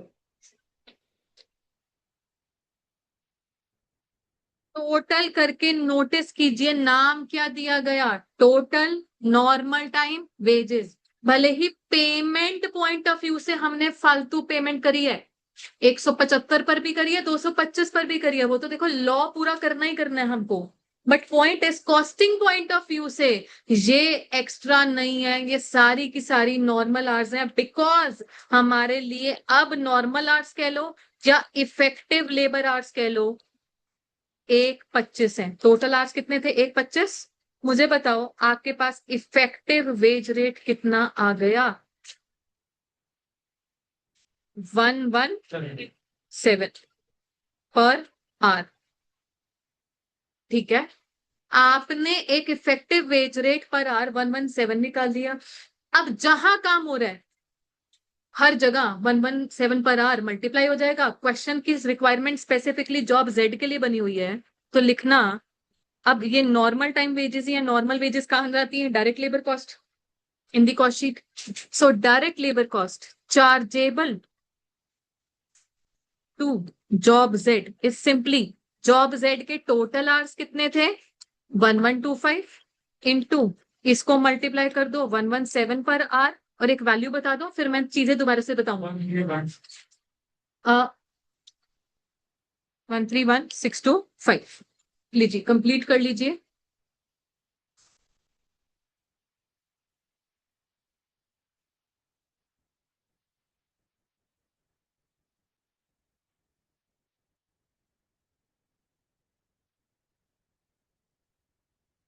ये रिक्वायरमेंट है आपके कॉन्सेप्ट में लिखे हुए 4 केसेस में आती नहीं, क्योंकि इस रिक्वायरमेंट में कुछ भी प्रीमियम माना ही नहीं जा रहा। प्रीमियम का क्या मतलब वर्ड होता है, एक्स्ट्रा। हम बोलते हैं नॉर्मल से हटके एक्स्ट्रा, ना जी सारा ही नॉर्मल मान रहे हो। हमने इस रिक्वायरमेंट में ओवर टाइम नाम ही खत्म कर दिया, कोई ओवर टाइम प्रीमियम नहीं है, सारा हमारे लिए नॉर्मल टाइम वेजेस ही है। अब एक बार दोबारा से समझेंगे चल क्या रहा है। हाँ, जो आपने फर्स्ट रिक्वायरमेंट में फिल करा था वो आपकी प्रीवियस ईयर का फिल किया, तो ये आपको प्रीवियस ईयर का मेंशन कहाँ से ड्यूरिंग द प्रीवियस ईयर सब कुछ ये, एक सेकंड देखो, सारी जगह पास्ट टेंस ही है, during the previous year following hours were work, past tense. हाँ, following hours have been work, मतलब ये काम हो चुका है। अब आप सोच रहे हो कि बस चार्जिंग कहाँ से आएगी, मतलब चार्जिंग कहाँ कहाँ होगी। ये सारी रिक्वायरमेंट्स प्रीवियस ईयर के लिए है। बट हमने बी और सी के लिए हमने जॉब सेट की करके 2000 बोला हुआ था। आप अच्छा वो कह रहे हो टोटल में क्यों जा रहे हो। हाँ जी। क्योंकि लॉजिक ही, अब ध्यान से सुनना, मैं समझा रही हूँ बेटा चीजें। As far as requirement B and requirement C were concern, ध्यान से सुनिएगा। जब तक पहली दो रिक्वायरमेंट्स थी जो हमने पहली दो की हैं, उसमें ना डिस्टिंक्शन थी। नॉर्मल आवर्स टोटल कितने थे, 1 लाख। बिफोर एंड आफ्टर वाले आवर्स कितने थे, 20,000। और संडेज एंड हॉलीडेज वाले आवर्स कितने थे, 5,000। और फिर ये भी डिस्टिंक्शन थी कि जॉब जेड के इसमें आवर्स कितने कितने लगे हुए थे, वो जॉब जेड का बताया 1,000, और इधर 100, और इधर 25। ठीक है। नाउ जॉब जेड के अलावा ऑब्वियसली अदर जॉब्स भी होंगी। Let us say there is one more job, job A. But job A पर कोई भी ओवरटाइम नहीं हुआ। Let us say job A took 12,000 hours to be completed, but वही 12,000 घंटे ही थे नॉर्मल वाले, इसमें कोई भी ओवरटाइम हुआ ही नहीं। लेट अस से एक जॉब हुई, जॉब बी, इसमें नॉर्मल आवर्स 5,000 लग गए, और बिफोर एंड आफ्टर वाले आवर्स लेटर से इसमें 1,000 लग गए, बट इसमें संडेज एंड हॉलीडेज वाले आवर्स नहीं लगे। पॉसिबिलिटी ये भी है जी। फिर लेटर से एक जॉब है हमारे पास, जॉब वाई। अब देखो हर जॉब में नॉर्मल आवर्स तो लगने ही लगने हैं। लेटर से इसमें नॉर्मल आवर्स 8,000 लग गए, बट इसमें बिफोर एंड आफ्टर वाले कोई आवर्स नहीं थे, और इसमें बट संडेज एंड हॉलीडे वाले लेटर से 2,000 आवर्स लग गए। पॉसिबिलिटी ये चल सकती थी जब तक रिक्वायरमेंट बी और रिक्वायरमेंट सी थी। रिक्वायरमेंट बी और रिक्वायरमेंट सी में इन 3 कैटेगरीज की डिस्टिंक्शन थी। ठीक है। और फिर रिक्वायरमेंट बी और रिक्वायरमेंट बी को हमने सॉल्व भी किया इन 3 कैटेगरीज की डिस्टिंक्शन के हिसाब से। उसमें मैटर करता था कि 1125 आवर्स में से कितने आवर्स मेरे जॉब जेड के टोटल 1125 थे, 1125 में कितने मेरे नॉर्मल वाले थे, कितने बिफोर एंड आफ्टर वाले थे, और कितने संडेज एंड हॉलीडेज वाले थे। ठीक है जी। एंड ऑफ कोर्स यहाँ पर इरेगुलरली वाला काम भी था। पता भी लग रहा था कि हमेशा ओवरटाइम नहीं हो रहा, हर जॉब पर ओवरटाइम नहीं हो रहा। जहां जहां हो रहा है, जिस जिस भी रीजन की वजह से हो रहा है, लेटर से जी एक रिक्वायरमेंट ने बोल दिया कस्टमर के कहने पर, तो हमने स्पेशली मान लिया। एक रिक्वायरमेंट ने कह दिया कि लेटर से सीजन टाइम आ गया, तो सीजन टाइम पर जो सीजन टाइम की जॉब्स हो रही थी उनको एज ओवरहेड्स बट जाएगा। बट ऑफ सीजन वाली जो बाकी साल में ऑफ सीजन जब में जॉब्स हुई थी उनको तो नहीं बटेगा ना।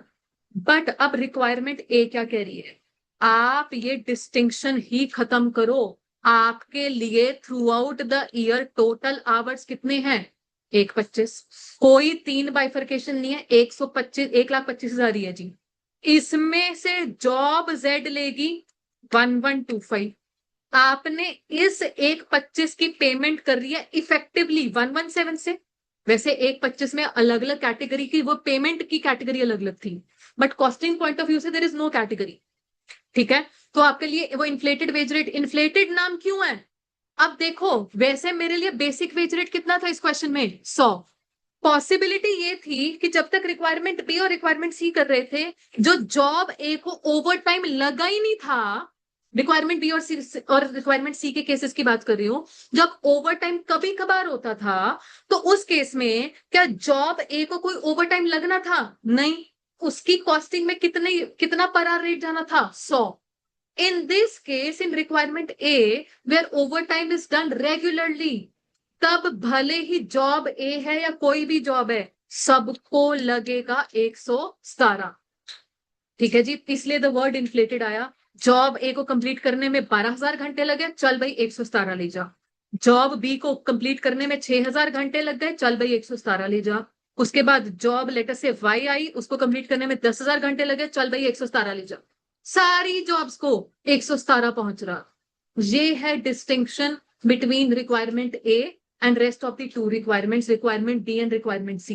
रिक्वायरमेंट बी और रिक्वायरमेंट सी में कोई पॉलिसी नहीं थी ओवर टाइम की, इरेगुलर वर्किंग थी। स्पेशली चाहे रिक्वायरमेंट सी में वर्ड इरेगुलर नहीं है बेटा, बट रिक्वायरमेंट सी को अगर आप पढ़ोगे, वो कह रहे हैं कस्टमर के कहने पर ओवर टाइम हो रहा है। क्या हर कस्टमर करवाते हैं ओवर टाइम, नहीं। तो इंप्लाइड वर्ड है कि वहां पर हमेशा हर जॉब के लिए ओवर टाइम नहीं हो रहा, कस्टमर के कहने पर हो रहा, मतलब इरेगुलरली।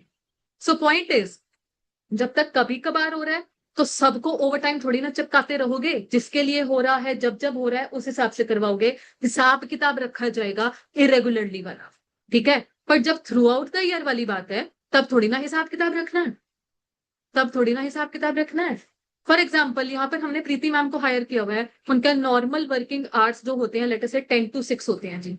फिर उनको बोलते हैं कि अगर आप किसी संडे आए, आपको हम फालतू पेमेंट कर दिया करेंगे, जब जब भी आप संडे यहाँ पर लगाया करोगे। तो हिसाब किताब रख रहे हैं कि प्रीति मैम ने पिछले महीने में कितने संडे लगाए, लेटर से 4 में से 2 लगा लिए, या कोई महीना ऐसा भी होगा जिसमें उन्होंने कोई संडे नहीं लगाया जी। बट लेटर से हम उनका नेक्स्ट ईयर से पैकेज ही बढ़ा देते हैं, ठीक है, और बोल देते हैं आगे से आपने बाय डिफॉल्ट हर संडे आना है, हर संडे आना है। तो क्या अब हमको हमारी कैलकुलेशन आएगी पिछले महीने प्रीति मैम संडे आए थे कि नहीं आए थे, पेमेंट क्या करनी है? अरे भाई उनकी मंथली सैलरी में वो चीज ऑलरेडी बिल्ट इन हो चुकी है, हमने उनका पैकेज इन्फ्लेट कर दिया है। आज समझ में आ रही है? तब वो हिसाब किताब वाली चीजें कि कब कब एक्स्ट्रा बैठ रहे हैं, एक्स्ट्रा ही नहीं बैठ रहे, सारा उनके लिए सारे संडे उनके लिए नॉर्मल वर्किंग डे बन गए हैं, वो चीज। डिस्टिंक्शन क्लियर है सभी को? अब देखो, this is one of the requirement जो कि अभी क्लास में, मैं ये नहीं बोलूंगी 100%, बट 60-70% कॉन्फिडेंस के साथ समझ में आ जाती है बच्चों को। फिर थोड़े दिन बाद आप लेबर चैप्टर रिवाइज करना शुरू करोगे, फिर इस रिक्वायरमेंट में फंस जाओगे। तो please feel free to ask this requirement, classes के बाद कैसे भी पूछ लेना दोबारा से, क्योंकि ये one of its kind question है। हाँ, इसके जैसा स्कैनर में देखने को जरूर मिलेगा, बट ये बुक में इसके जैसा कोई और क्वेश्चन नहीं है, बुक में यही क्वेश्चन है जी। तो इसी को मार्क कर लो, practice again and again and again. हाँ, 100। ठीक है जी। और कंफर्म कीजिए पिक में, am I left with question number 2 and question number 8? Question number 2 and question number 8 है ना? अब क्वेश्चन नंबर 2 से भी पहले मुझे कुछ एक्स्ट्रा एक कॉन्सेप्ट समझाना है, वो मेरा एक तरीके से जो ये ब्रॉड टॉपिक चल रहा है उसके लिए लास्ट कॉन्सेप्ट है ये वाला जी। कैल पेज नंबर 1 पर, पेज नंबर 1 पर कुछ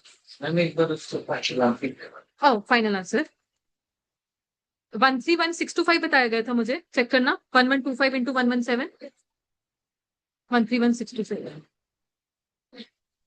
हाँ जी, पेज बुक में पेज नंबर 1 पर आइए please. Calculation of net cash payable to worker.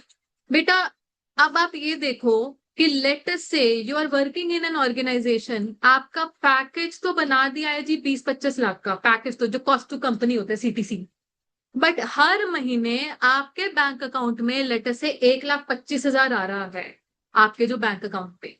तो आपकी सेंस में आपकी अर्निंग्स कितनी हुई है जो हर महीने आपके अकाउंट में आ रहा है? तो वर्कर पॉइंट ऑफ व्यू से अर्निंग्स तो वो उसको समझता है जो एक्चुअली उसको कैश फॉर्म में मिल रहा है, hence the name net earning of the worker. ठीक, अभी नेट अर्निंग्स की कैलकुलेशन कैसे होती है वो छोड़ो, फॉर्मेट नहीं रेफर करना, मैं आपके साथ सिर्फ और सिर्फ एक सिंपल सी बात करने जा रही हूं।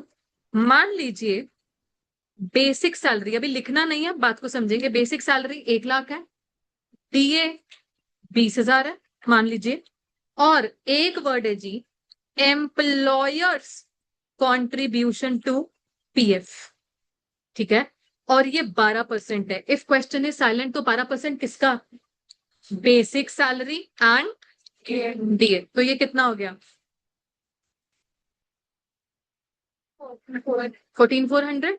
मेरे लिए नॉर्मल टाइम वेजेस ये बन गई है, मतलब कॉस्ट टू कंपनी जिसको आप बोलते हो, कॉस्ट टू कंपनी कितना बन चुका है जी?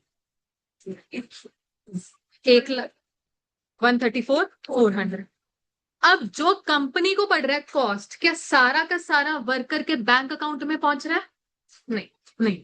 अच्छा, वर्कर को कैश बेसिस पर क्या रिलीज कर देगी कंपनी, क्या रिलीज करने को तैयार है? 1,00,000 और 20,000। बट पॉइंट इज 1,20,000 भी नहीं पहुंचने वाला। चलो मुझे ये 1,00,000 और 20,000 दिखाई दे रहा है, 1,20,000, बट 1,20,000 नहीं पहुंचने वाला वर्कर के बैंक अकाउंट में। कारण क्यों? ध्यान से सुनना। पीएफ क्या होता है बेटा जी? पीएफ जो ये अकाउंट है इसकी मैकेनिज्म क्या है? इसमें कुछ पैसा एम्प्लॉयर डालते हैं, वो मुझे दिखाई दे गया 14,400। कुछ पैसा एम्प्लॉय ने भी डालना होता है और पीएफ के केस में बराबर ही डालना होता है, वो भी 14,400 डालेगा। ये 14,400 कंपनी के लिए कॉस्ट नहीं है, किसका कॉस्ट बर्डन है? तो एम्प्लॉय का खुद का। बट मैकेनिज्म ऐसी सेट है कि एम्प्लॉयर ही वर्कर से कलेक्ट करेगा और पीएफ में जमा कर देगा। तो अगर कोई क्वेश्चन आ जाए what is the total amount to be deposited in PF, बेटा टोटल अमाउंट तो कितनी जाएगी 28,800।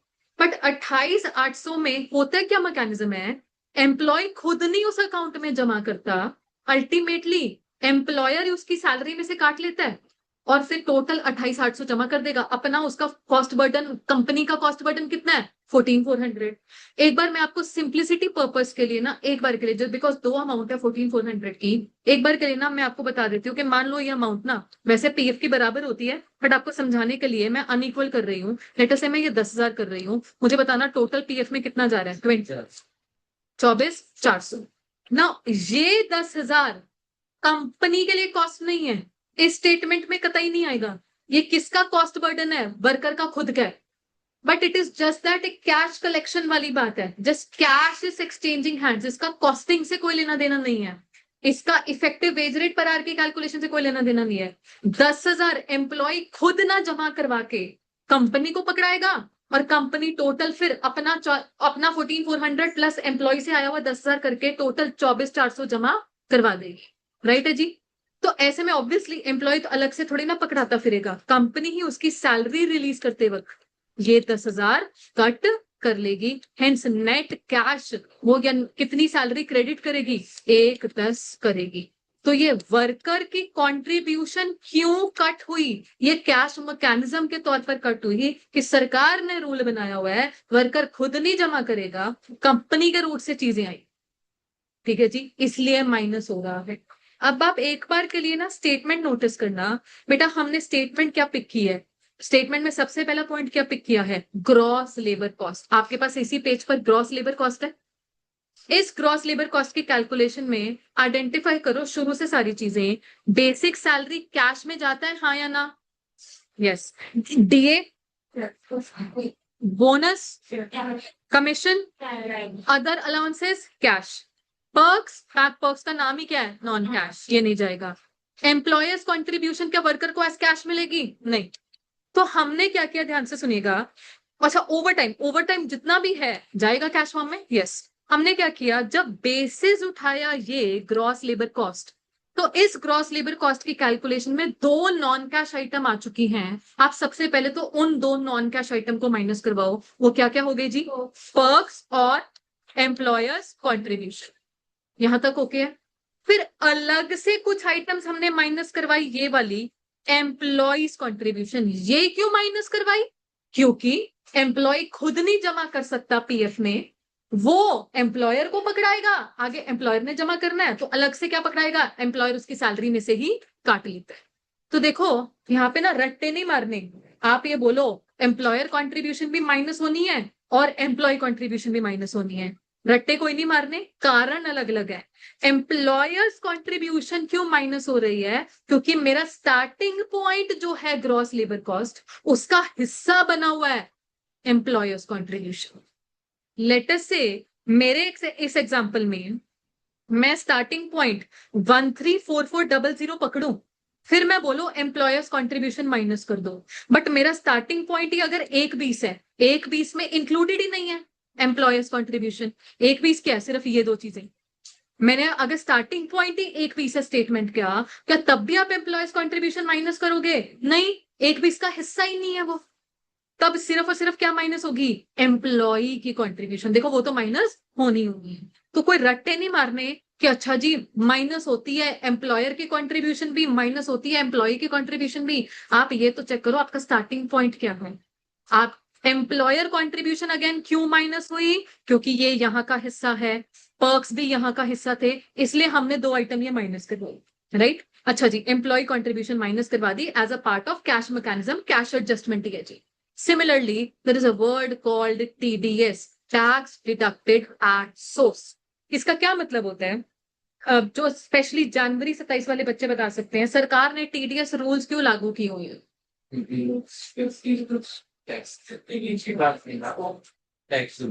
टैक्स तो कलेक्ट कर रहे हैं, क्यों कर रहे हैं, हाँ जी, फ्रेज करने के लिए ट्रांजैक्शन।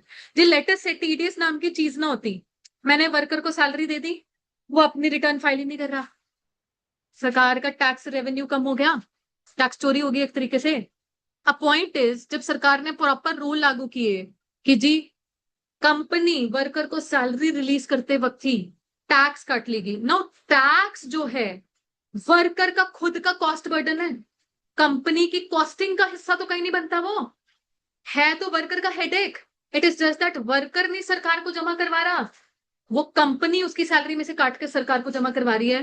तो एक तरीके से वर्कर से छीना, सरकार को जमा करवा दिया, कंपनी का बीच में कोई कॉस्ट बर्डन हुआ नहीं। ऐसे ही एम्प्लॉयज कॉन्ट्रीब्यूशन में भी बेटा यही था, वर्कर से छीनी, पीएफ में जमा करवा दी। कंपनी का इसमें कोई रोल था, उसके लिए कोई कॉस्ट बर्डन था नहीं था। तो ये तो सिर्फ एक कैश एडजस्टमेंट है, एक पार्टी से लेकर दूसरी पार्टी को देना, क्योंकि सरकार ने बोल रखा है। ऐसे ही टीडीएस का भी यही चीज है जी, वर्कर से लेना है, सरकार के पास जमा करवा देना है, दैट्स इट। बस क्योंकि उसका सैलरी रिलीज करते वक्त ये काटना है, इसलिए यहाँ पर माइनस करवा दो। ओके ये चीज। बाकी मई 27 वाला आप अच्छे से उसको अपने टैक्सेशन सब्जेक्ट में पढ़ोगे कि टीडीएस होता क्या है, कैसे कैलकुलेट होता है, क्या वहां पर मैकेनिज्म चलती है, कैसे ट्रांसपेरेंसी इंश्योर होती है। जनवरी 27 वाले तो ये भी बता सकते हैं, फॉर्म 16 होता है जी, फॉर्म 16 वगैरह होता है, ठीक है। अच्छा, एक और एडजस्टमेंट है, सिर्फ लिखने के लिए लिखिए, क्वेश्चन में आती नहीं है। लेट अस से एक वर्कर ने कंपनी से ही कोई लोन ले लिया या कोई एडवांस सैलरी ले ली। अब जब वो सैलरी ड्यू बनती थी, एक्चुअली वर्कर के बैंक अकाउंट में क्रेडिट करनी थी, तो हम पिछले अपना एडवांस या पिछली कोई लोन की इंस्टॉलमेंट एडजस्ट करवाकर नेट अमाउंट रिलीज करेंगे। ये वो चीज है, any adjustment towards advance salary या इंस्टॉलमेंट ऑफ लोन। तो हेंस हमारे पास आ गया जी net cash payable to worker. ये सारी बात आपको बेटर क्लियर होगी नेक्स्ट पेज पर, बुक में ही एक एग्जांपल है, देखना जरा। बेसिक सैलरी गिवन है, डीए गिवन है, both employer and employee contribute 8% to PF.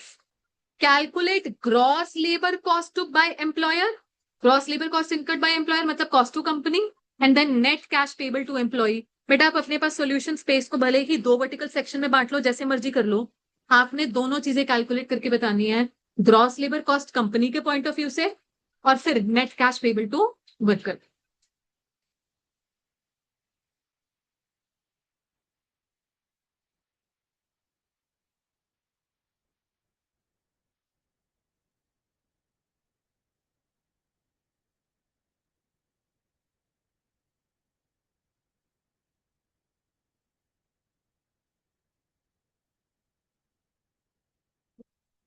Solution मेरे पास देखती हूँ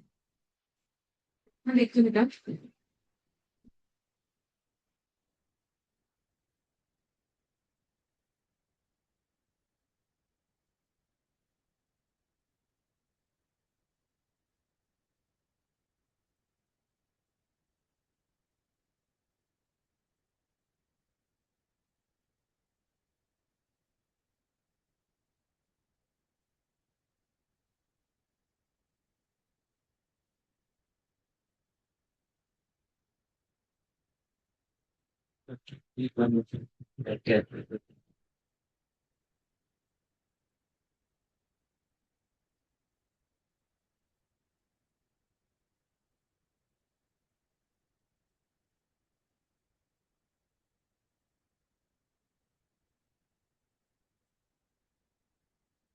बेटा both employer and employee contribute 8% each.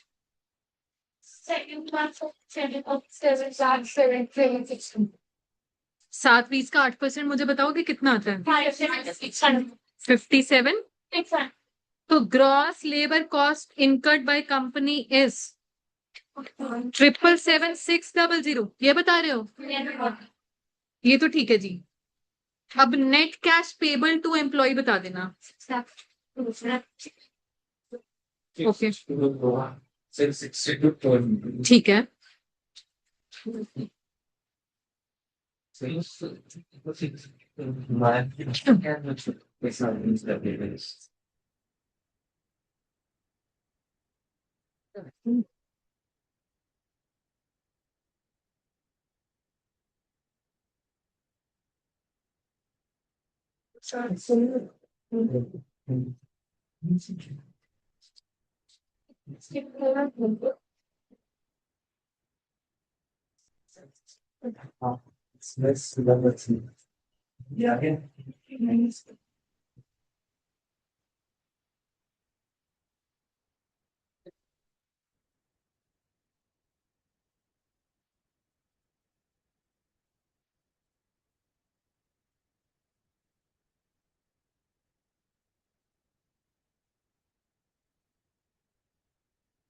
हाँ जी, ये आप मुझे कितना बता रहे हैं? 654।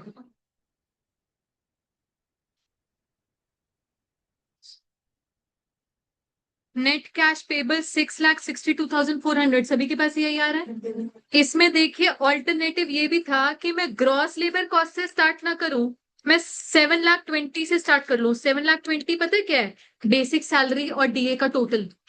ठीक है, एम्प्लॉयर्स कंट्रीब्यूशन इसका हिस्सा नहीं है तो माइनस नहीं होगी, सिर्फ और सिर्फ एम्प्लॉय की कंट्रीब्यूशन माइनस होगी, क्योंकि वो तो चलो वैसे ही एडजस्ट करवानी होती है, वो तो वैसे ही उसकी सैलरी से कट करनी है पीएफ में जमा करवाने के लिए। इवेंचुअली आना तो 662,400 ये।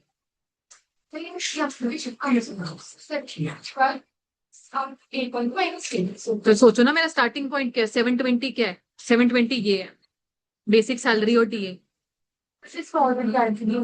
जब एम्प्लॉयर कंट्रीब्यूशन 720 का हिस्सा ही नहीं है, मैं माइनस क्यों करवाऊं? हाँ जी बताइए, बोलो बोलो।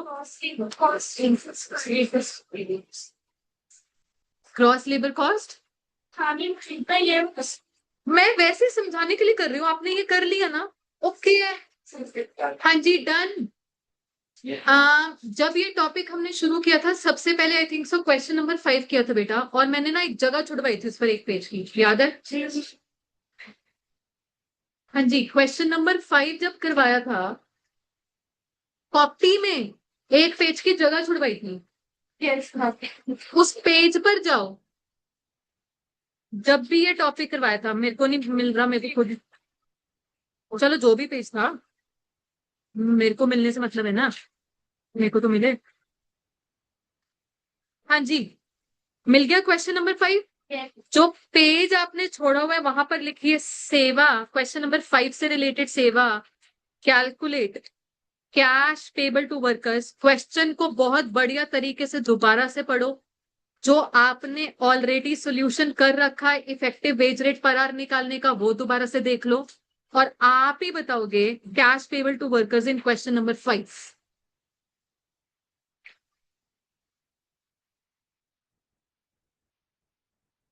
बहुत ध्यान से सोच समझ के पहले पढ़ लो क्वेश्चन, और जो ऑलरेडी सोल्यूशन कर रखा है effective wage rate per hour वाला, वो भी अच्छे से रेफर कर लो, and then calculate cash payable to workers.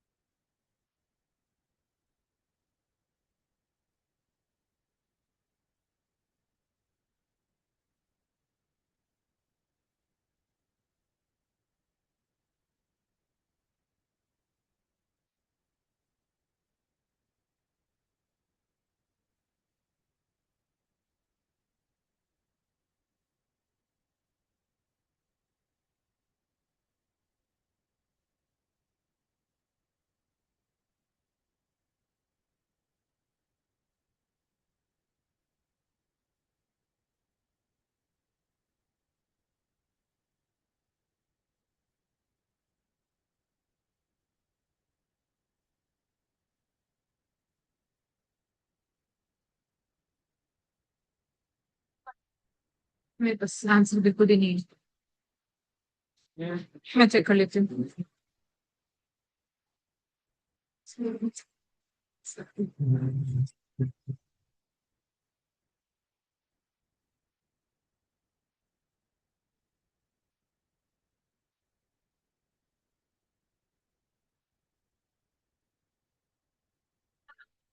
बोलो। मेरे पास आंसर अभी नहीं है बेटा, मैं कैलकुलेट ही कर रही हूँ।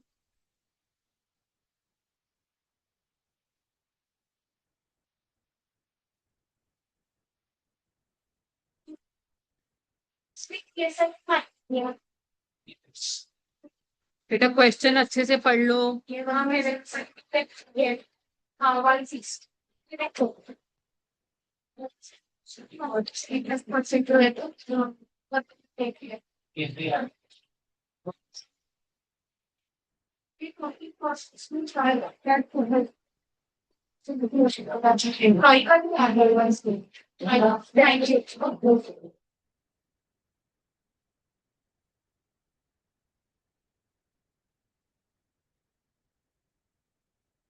अच्छा मुझे 144 का 1.75% बताओगे कैलकुलेटर में? आपको 5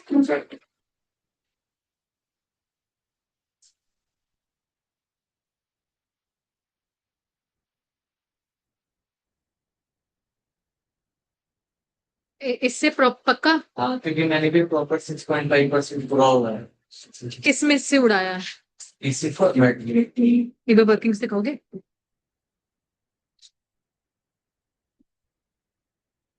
189,400 क्या है?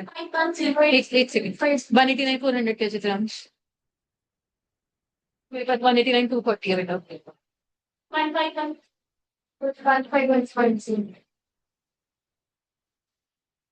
एक बारी देख लीजिए बच्चे, ये ध्यान रखना पीएफ में एम्प्लॉई और एम्प्लॉयर दोनों बराबर डाल रहे थे, दोनों की अमाउंट कितनी थी 14,400, बट ईएसआई में बराबर नहीं था।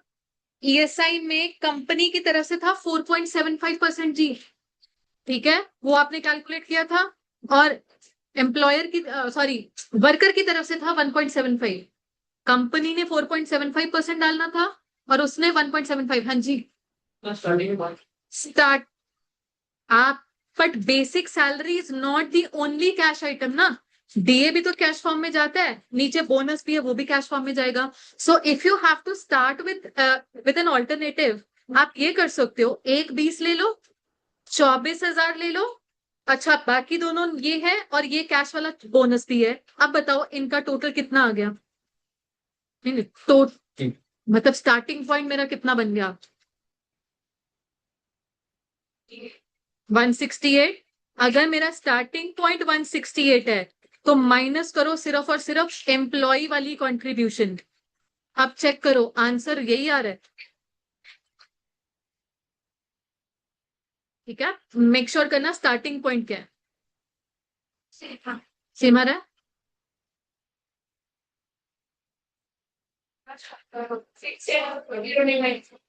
6840 मैंने किया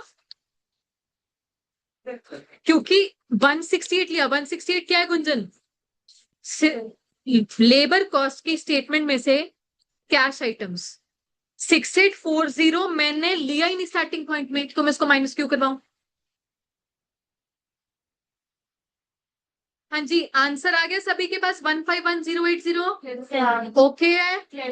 चलिए नाउ अब प्रॉपरली क्वेश्चन नंबर 2 देखिए, क्वेश्चन नंबर 2 का सोल्यूशन इतना लेंदी है कि वो कल तक चला जाएगा, आज जितना हो सकता है हम करेंगे, ठीक है। क्वेश्चन नंबर 2 जितना आज हो पाएगा कर लेते हैं बेटा। क्वेश्चन 2 आ जाओ जी फटाफट से।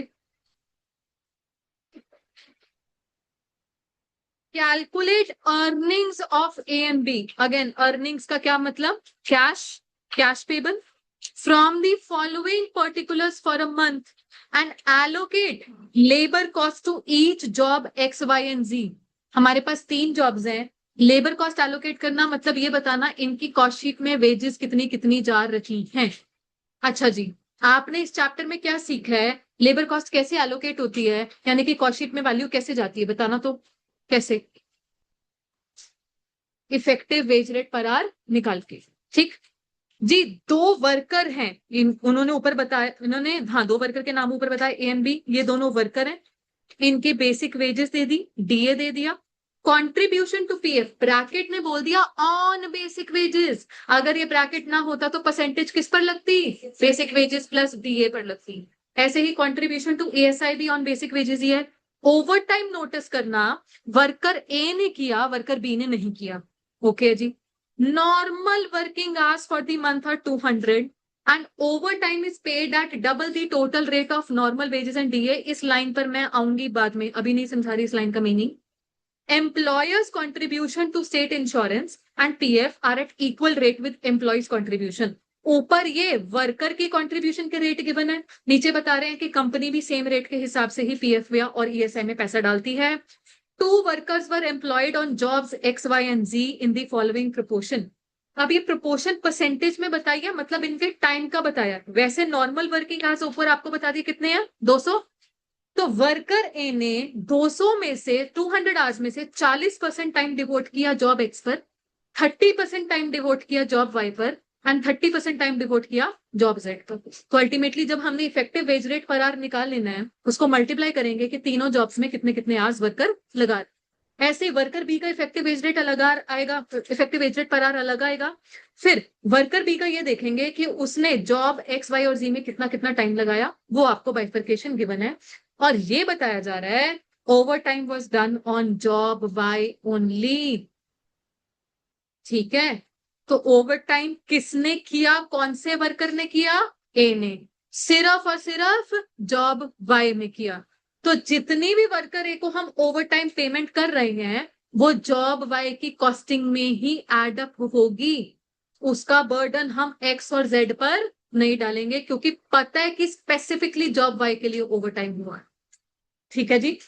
अब शुरू में क्या काम करना है, मैं आपसे बोलूंगी कि या अभी कर लो या घर से कैलकुलेट करके लाना, सिर्फ और सिर्फ effective wage rate per our.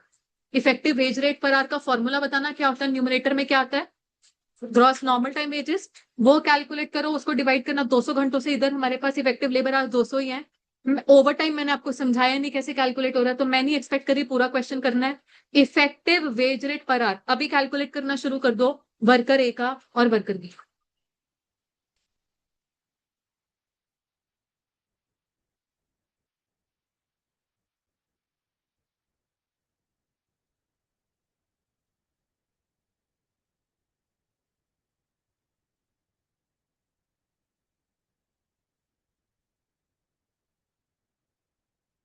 आ, बच्चे हमारे पास I think so monthly information ही है, 200 घंटे मेरे मंथली है। चेक करना, जो मेरे इफेक्टिव लेबर आवर जिसको मैं बोलूंगी, तो मेरी सारी कैलकुलेशन मंथली चलेगी।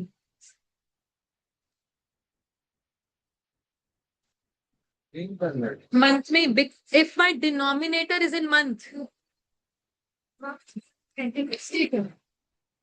अरे यार, एक सेकंड एक सेकंड, हाँ हाँ हाँ, ये 16,000 है बेटा। करेक्ट कर लीजिए बुक में, करेक्ट कर लीजिए। वर्कर बी की बेसिक वेजेस 16,000 है। 1600 लिखा हुआ है वहां पर गलती से, 16,000 है।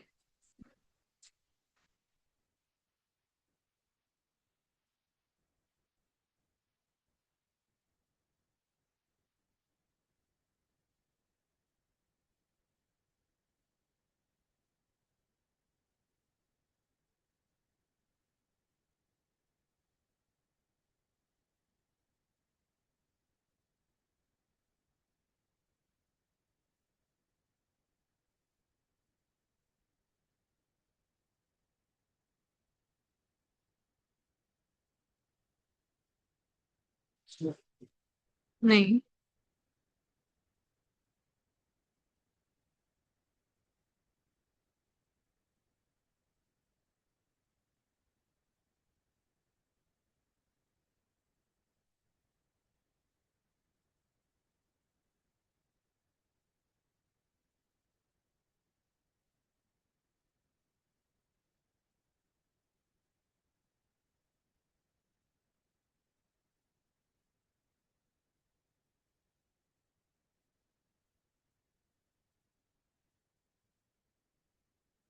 Twenty five.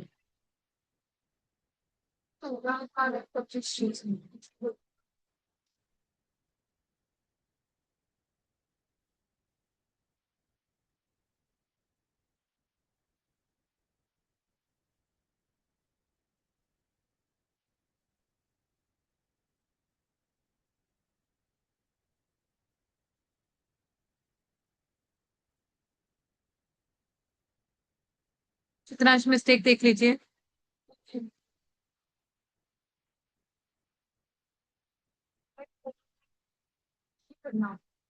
अभी नहीं कर रही। वैसे भी इफेक्टिव एज रेट फरार की अभी मैंने आपको बोला कि वही सॉल्व करूं, पूरा क्वेश्चन इस जैसे हमारे क्रॉस फ्रॉम मैं वो कल समझा दूंगी, कर सकते हैं। हाँ जी, 80 एंड 128, आप लोग आंसर नोट डाउन कर लो, घर पर कंप्लीट कर लेना। 80 एंड 128 आना चाहिए। वर्कर ए का 80, वर्कर बी का 128। डन है जी।